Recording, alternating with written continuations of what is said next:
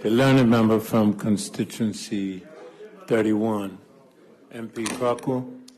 Thank you, Mr. Speaker. I had not planned to speak. Everybody says that. To adjourn. I certainly planned to have been in my bed a long time ago, Mr. Speaker. Tonight, certainly the Minister for Sport made some references, and let me say, did a fabulous job in her presentation.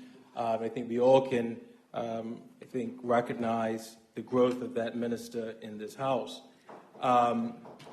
Speaker, however, I do want to address a few things, and particularly in what the honourable member who just took his seat. But before I do that, Mr. Speaker, I was sitting there saying to myself, looking at the gallery, and I've always marveled when it's around 1 o'clock or 2 o'clock in the morning, and there are people in the gallery, and I'm saying to myself, wow, if I didn't have to be here, would I be here? And then I see these young people in the gallery, and now I see the Honorable Deputy Speaker sitting next to one, and I realize who that young man is. And he doesn't know, he may not remember, but I used to throw that young man up in the air when he was a little boy, and it's so good to see him growing into a fine young man. So when I saw that, the director said, oh my God, I can't believe that's little Dylan. But, Mr. Speaker, I want to say to the honorable member who was just making the references about the American election.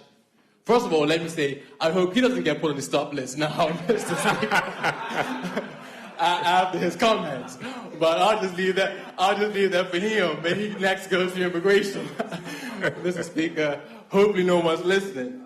And, the likelihood is whether or not there's many people listening tonight, I still think we have a responsibility to set some records straight. I'm going to explain a few things, and I don't think I have to some members on that side, Mr. Speaker. But another reason why Donald Trump won that election was because Hillary Clinton had a trust issue, Mr. Speaker. Now, I felt that Hillary Clinton should have won. If I was able to vote, I would have voted for Hillary Clinton. But what they exploited in that election was a huge challenge that she had. And that challenge was whether or not the people of the United States trusted her because of various things that had happened in her political history. Now, Mr. Speaker, I said before that I sit on the committee for trying to investigate a living wage for this country. And it's been an eye-opening experience for me. I will let the Honorable Minister know that sometimes to my criticism of the chairman of that committee, we have had a broad section of the community come. It felt like I got an email from the honorable member from constituency 30, the honorable member, Ms. Wilson, 34, who's chairman of another committee that I sit on, and she was saying asking the members if we enjoyed the break. And I was wondering what break she was talking about, because the chairman for this committee hasn't stopped. And I glory in his commitment to this issue. And the information that has been coming before this committee paints the picture of that other Bermuda that we hear about. And if the honorable member who just took his seat really doesn't believe that there's two Bermudas, then he's been enjoying the good life a little too long, Mr. Speaker. I'm just saying that, okay, I'm glad he wasn't saying that, because it is very clear and palpable that we have two distinct Bermudas in this country, Mr. Speaker. And the information that came to me, and I would invite the Honorable Minister, and I'm glad she read my comments from Hansard, because when I made that statement, I was repeating what we were told by a very reputable individual. And it would be interesting to know whether or not if you add the able-bodied persons to the earning low individuals, what that figure would be in comparison to. But the gentleman who said what he said was that there was concern that that number had increased. Now, if there is a decrease, if we're seeing a decrease in able-bodied persons coming off of financial assistance, that's a good thing, Mr. Speaker. And when that honorable minister was speaking and when she was enumerating all of the wonderful achievements, and I'm not here to beat my chest, but a lot of them came under my remit, Mr. Speaker, came under my remit while I was there. With the support of the government, because it's not one particular minister can do anything, but it came under my remit. And I can recall the hard work that was put into it. I like when she said, when we were being attacked on Bermuda Tourism Authority, but I can tell you, I remember when that fire was coming, I was looking left and right, I had to deal with the fire, Mr. Speaker. And that's life in politics. That's life in politics. Sometimes when things look like it could go south, sometimes you got to hold your own and do well. And things worked out well for the Bermuda Tourism Authority because we recognized and understood what it could and will do. And the hard work that went into the negotiations to get the hotel in St. George's. And we know even harder negotiations happened even more recently to get that achieved. And all the other things that we've heard. I'm not disputing any of the good news that the government, rightfully so, should get on their feet and say, look what we've done during our term. But what I want to remind the government of is that that's not going to decide the next election. It's not going to decide the next election. The OBA may very well get reelected. That's what the electorate is for. That's what going to the polls is all about. Let the people decide. And I think this is going to be a very interesting election, but it's not going to be about this is what we've done. It's not. The next election is going to be decided upon whether or not the people in this country, the majority of those who will cast their vote, believe that the OBA government cares about them. That the OBA government's focus and priority is the people of Bermuda, the average Bermudian. And that's a decision that the people will have to make. And that's going to be where the challenge will lie with the government. And I think that the opposition, it's going to be interesting to see how this next campaign pans out. Mr. Speaker, I'm going to enjoy watching it. But the problems are these, Mr. Speaker, and I'm going to share a story with you. The problems are that when the government had to make difficult decisions, like impose a furlough day, let's share the pain. We all have to share the pain. The average civil servant, and some of them is my family members. This happened to me when I was at a family function. And this is when I knew that there were some problems with the government. Because when the government gets up and says, you have to take a furlough day, and your income has to be reduced, and they enforce that, because we have no money, we have no money. The mantra of the government has been, the government is broke. We have to do things like shut down the clinic in St. George's, which was reversed, but it was a decision, it was an economic decision, because we have no money. So when that decision was made, which caused all sorts of disquiet in St. David's and St. George's, and the government had to reverse that decision. The decision that was made to, as small as not have an exhibition, because we have no money. You got to understand that the government's broke, so we can't do these things. This is what we are telling the people. We're broke. We're telling the people, you have to cut back. You have to take less. We're going to cut your salary. And then, just like that, irrespective of the justification, just like that, you can find $70 million for an America's Cup event.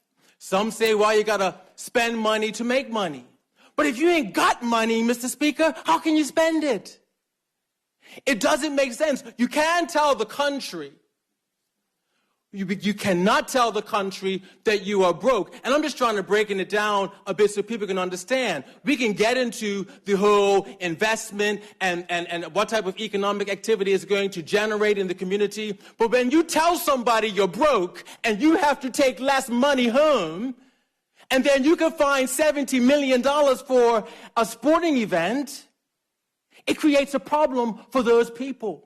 So when I'm at this event and this person says to me, I don't understand how the government is trying to take money from me, telling me to sacrifice, but yet they can find this money so easily for this event.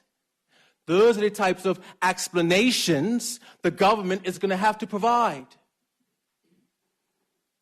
They're going to have to provide that. They're going to have to explain to those folks who made those sacrifices. Why was it you were broke then, but all of a sudden you can find 70 million. Do you know what, to some people in the House, 70 million is not that big of a deal. Some people in this community can't even comprehend that. So wait a minute, you had $70 million somewhere to bring the America's Cup to Bermuda. Now I'm hoping that's a great success. I'm hoping that it creates the economic boon that the government hopes it will. But I'm just creating the picture of why some people, as that honorable member said, don't get it. Because when you have a situation where the honorable member came here and we had a debate on land grab, Mr. Speaker, and he was inviting this House to establish a commission of inquiry. The explanation given for why we could not support that was because we had no money. We had no money. Who's going to pay for the commission of inquiry, we said? Well, why are we going to have a commission of inquiry when we can't afford it? But then, somehow or the other, money comes from out of nowhere for a commission of inquiry into the fiscal years 2010, 11, 12. That's going to be, I don't know what the final figure is going to be. It's going to be in the millions.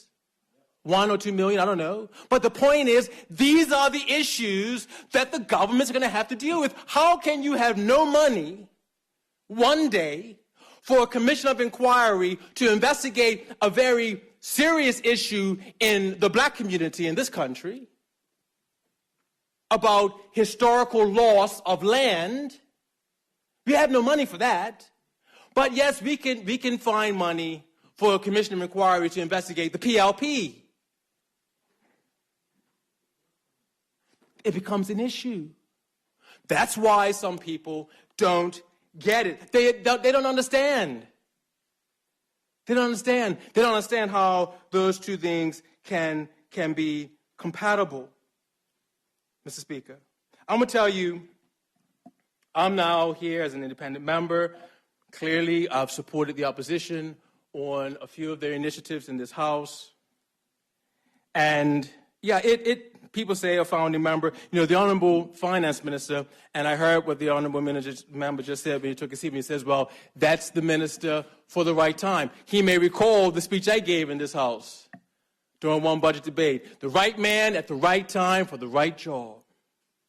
And I'll never have any criticism for the Finance Minister and the job he's had to do. I've said from day one in this House, he has the most difficult job. And has gone about it, in my view, in a dignified way. Stuck to the wicket, Mr. Speaker. And although he said to me in private once about who actually came up with the genesis of the OBA, I hope he's had some time to reflect on that, Mr. Speaker. And I'm not going to go down that history trail, but I can tell you there was a time when the OBA, that whole merger, was in serious jeopardy. And that honorable member called me, said, we can't afford this to happen. Come to my office. I've got a presentation for you. And I went, and he showed me a very good presentation. He likes his presentations and graphs. And it showed, this is what we can do, and this is how we can win. And I said, you know what, you're right, and we got that whole thing back on track. But Mr. Speaker, the problem is that the OBA government has not. They came into this And what troubles me is that I remember when I was in the United Bermuda Party, I left the United Bermuda Party for certain reasons. We formed the One Bermuda Alliance. And why? What my goal and vision was that this has to be an all-inclusive party. It has to be a party that's just not going to understand the economy, the economics, what we need to do to turn the economy around, such and such. It has to also understand the social sensitivities in this country. It has to also understand how we can bring people along and make people feel included. And they've dropped that ball. And, I had an experience in a caucus meeting once. This was the first caucus after the Dunmore homicide that happened up at Balvin's. And I'll never forget this, Mr. Speaker. And this is when I started to say to myself, you know what, am I in the wrong room? The room hasn't changed. Because in that caucus meeting, after that Dunmore homicide, and I remember the premier now was the Minister of National Security at the time, and we were sitting next to each other. And he said to me, I might be in some trouble tonight. And he should have been. Should have been grilled hard. What's going on? What are we going to do? But do you know what, Mr. Speaker? When it came time to opening up for individuals to ask questions, there were 3 white gentlemen in the caucus, the only 3 that spoke on on any other business. Now, I'm sitting next to the Minister of National Security right after Dunmore homicide. The first question was directed towards me, concerning dumpster trucks. The second question was concerning trucks that did not have an H license but was doing hauling. And the third question was about loud bikes. Loud bikes. And then that meeting concluded. And the premier, the Minister of National Security at the time, turned to me and said, wow, I got off easy. But I said to him privately after, not right after, some time after, when I had numerous conversations with him about how are we going to turn around the mindset of this party, I said to him, how can we have a Dunmore homicide on a Saturday, or whatever day it was, I believe it was a weekend, and here we are on a Tuesday night in caucus, and not one person brought it up. Not one person was concerned about this issue. Not one person was discussing the fact that 2 young black men lost their lives. That's the problem with the OBA party. And you know what, Mr. Speaker? With some members in the government. Because I sat there. I sat there during the pathways to status, where we almost came to civil war in this country. And I saw and heard the mindset and the posture and the feelings towards Bermudians, the disrespect that was shown towards Bermudians. And other issues. We had the recent issue here when we had the protesters down on the street. Mr. Speaker, it's not all about me, mate. That's the problem. That's the problem. And that's what the next election is going to be about. When I have friends of mine who I know voted for the OBA in 2012, when I have family members, when I had my sister, Mr. Speaker, when I had to start looking at myself in the mirror, when my sister was down here protesting every day during the pathways to status. My sister. And there was conversations in the room about going up there and arresting them. And I'm saying, but what's going to happen if a riot breaks out? Because my sister's up there. And I know there was other members in that room who had family members up here. That is what it's going to be about. So you can interpolate, you can think this is about me, or anything else until, Mr. Speaker, until the OBA party and government addresses that issue. The issue that black Bermudians do not believe the party has their interest at heart. That's the issue. Not whether or not a hotel gets started in St. George's, or if the tourism numbers are going up, or the retail sales. I'm glad all of that is happening, Mr. Speaker. I'm glad it's all happening. But if the people at the end of the day don't feel that you care about them, that is how they're going to vote.